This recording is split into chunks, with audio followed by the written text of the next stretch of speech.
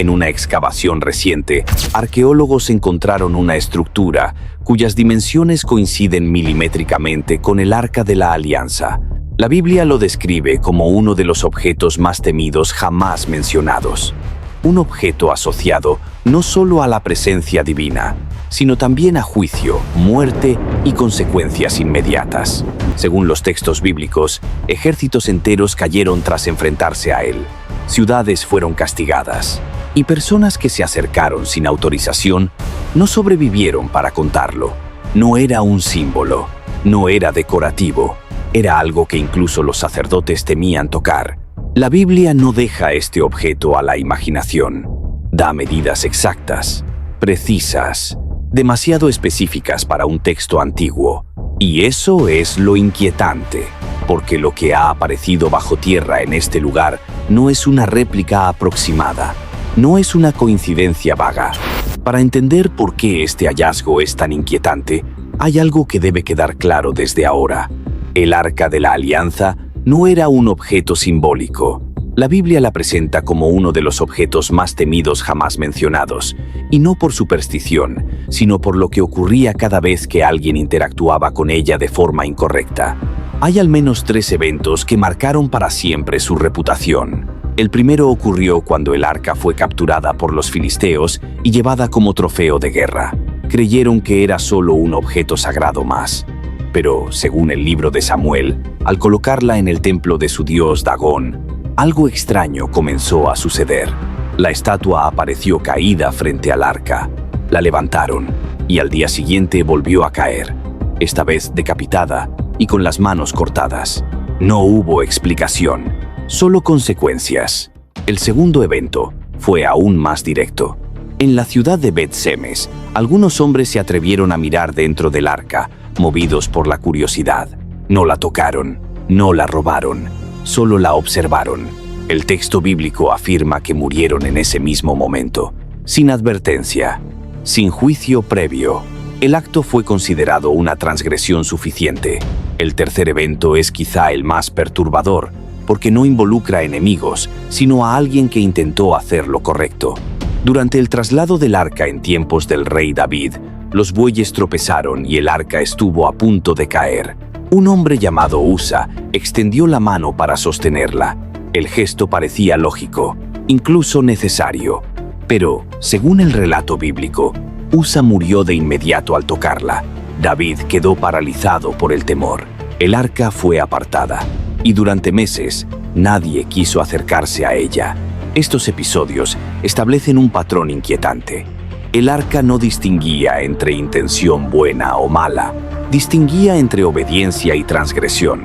Por eso, cuando la Biblia entrega medidas exactas de este objeto con una precisión inusual para textos antiguos, no lo hace al azar.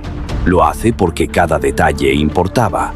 Y es aquí donde todo empieza a volverse incómodo.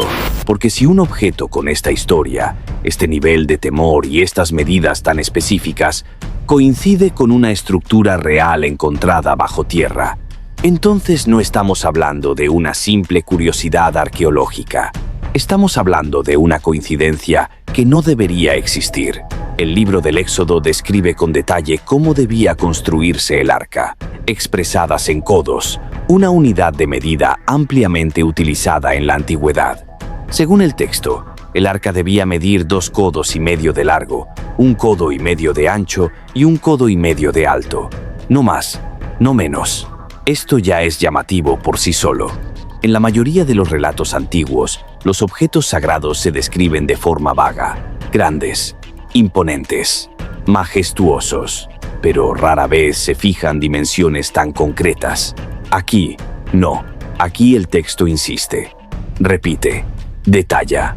No solo el arca, sino también su cubierta, el propiciatorio, los anillos, las varas con las que debía transportarse. Todo tenía proporciones definidas. Esto sugiere algo importante. El tamaño no era decorativo, era funcional, y cada centímetro importaba. El arca no podía tocarse directamente, no podía cargarse de cualquier forma, no podía colocarse donde fuera conveniente.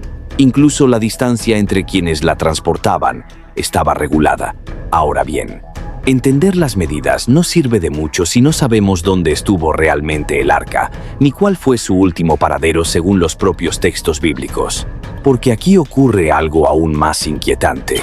Durante los primeros siglos de la historia de Israel, el arca no tenía un lugar fijo permanente. Acompañaba al pueblo, se movía con ellos, estaba presente en campamentos, batallas y ceremonias. Pero hay un lugar que destaca por encima de todos: Silo. Según los registros bíblicos, Silo fue durante generaciones el centro espiritual de Israel, antes de Jerusalén, antes del templo, antes de los grandes reyes. Allí se levantó el tabernáculo, allí se consultaba a Dios, y allí, según los textos, reposó el arca de la alianza durante un largo periodo de tiempo. Silo no era una ciudad cualquiera, era un lugar sagrado, pero también frágil. El libro de Samuel narra cómo, en ese tiempo, la corrupción se infiltró incluso entre los sacerdotes.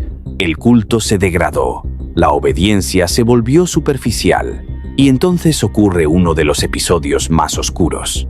Israel lleva el arca al campo de batalla, no por obediencia, sino como amuleto.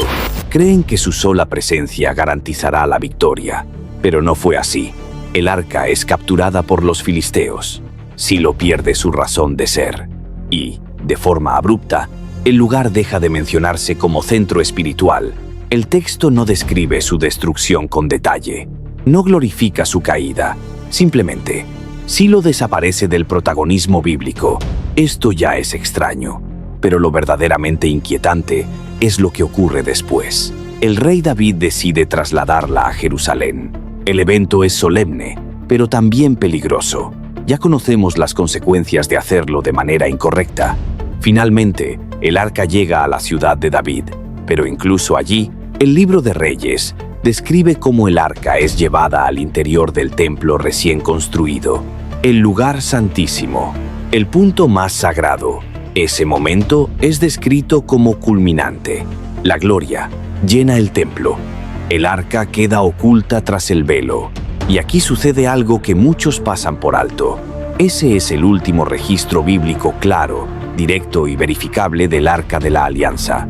Después de eso, la Biblia guarda silencio. Cuando Babilonia invade Jerusalén siglos más tarde y destruye el templo, los textos enumeran con detalle los objetos saqueados: candelabros, utensilios, tesoros. Pero el arca no aparece en esa lista. No se menciona como destruida. No se menciona como capturada. No se menciona en absoluto. Para un objeto tan central, tan temido y tan regulado, este silencio es extraño, inquietante. Algunos textos posteriores sugieren que fue escondida. Otros insinúan que fue retirada antes de la invasión. Hay incluso referencias a que ya no estaba allí, pero nada es concluyente. Desde ese momento, el arca desaparece del registro histórico y bíblico principal. Y aquí es donde todo empieza a adquirir un peso distinto, porque durante más de 2000 años, las medidas del arca existieron solo en la Biblia, sin objeto, sin estructura, sin referencia física, solo texto. Hasta ahora, porque si en un lugar que fue centro espiritual antes del templo, donde el arca reposó durante generaciones, aparece una estructura cuyas dimensiones coinciden con esas medidas antiguas, entonces no estamos hablando de una coincidencia menor. Y si el último lugar donde la Biblia sitúa al arca durante un largo periodo fue Silo, entonces cualquier hallazgo en ese lugar ya no puede verse como un simple accidente arqueológico. Las excavaciones anteriores ya habían revelado cosas llamativas: restos de muros antiguos, áreas que parecían destinadas a actividades rituales, fragmentos de cerámica que no correspondían a simples viviendas. Incluso se habían encontrado indicios de un colapso violento en una de las capas principales del asentamiento, algo que coincidía inquietantemente con el relato bíblico de la caída de Shiloh. Pero nada de eso preparó a los investigadores para lo que apareció recientemente. Esta vez no se trataba de cerámica, ni de muros comunes, ni de estructuras domésticas. Lo que emergió fue una plataforma rectangular, cuidadosamente construida, con proporciones que llamaron la atención de inmediato.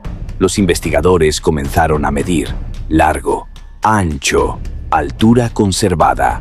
Y fue en ese momento cuando surgió la primera incomodidad, porque al comparar esas medidas con las registradas en el libro del Éxodo, las proporciones encajaban, no de forma aproximada, no de forma simbólica. La relación entre largo y ancho coincidía con la descrita para el Arca de la Alianza.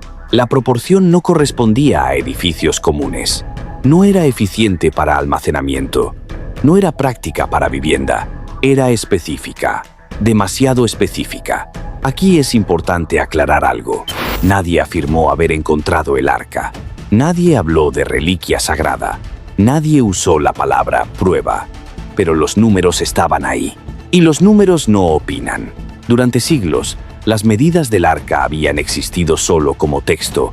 Ahora aparecían reflejadas en piedra, enterradas bajo capas de tierra que databan del período correcto. Eso es lo que hace que este hallazgo sea tan delicado, porque Tel Shiloh no es un lugar cualquiera. Según los textos bíblicos, fue el sitio donde el arca reposó durante generaciones, antes de Jerusalén, antes del templo, antes de los reyes. Si alguna vez hubo un lugar donde una estructura relacionada con el arca pudiera existir, ese lugar era Shiloh. Aquí ocurre algo interesante. El hallazgo no se anunció de forma espectacular. No hubo conferencias grandilocuentes. No hubo titulares explosivos inmediatos. Hubo cautela, silencio, revisión. Y aquí es donde la narrativa bíblica vuelve a entrar en juego. Si Shiloh fue el lugar donde el arca permaneció durante tanto tiempo, si allí se realizaban sacrificios, si allí se consultaba a Dios, entonces no sería extraño que existiera una estructura específica diseñada para cumplir una función muy concreta. La comparación de medidas no se limita a una coincidencia superficial. La proporción entre largo y ancho coincide con la descrita en el texto bíblico. La orientación de la estructura no contradice los patrones rituales conocidos y su ubicación dentro del asentamiento no corresponde a un espacio doméstico común. Todo esto, por separado, podría explicarse, pero en conjunto comienza a formar un patrón incómodo. Estamos frente a una evidencia física de uno de los objetos más temidos y sagrados de la Biblia, o simplemente ante una interpretación moderna que intenta encajar con un relato antiguo. Porque si el Arca de la Alianza estuvo realmente en este lugar, si estas medidas no son casualidad, entonces algo muy importante ocurrió aquí y fue olvidado. Y si este hallazgo es solo el comienzo, ¿qué más sigue enterrado, esperando ser descubierto? Déjamelo saber en los comentarios. Gracias por llegar hasta aquí. Te invito a que te suscribas porque se viene más contenido impactante.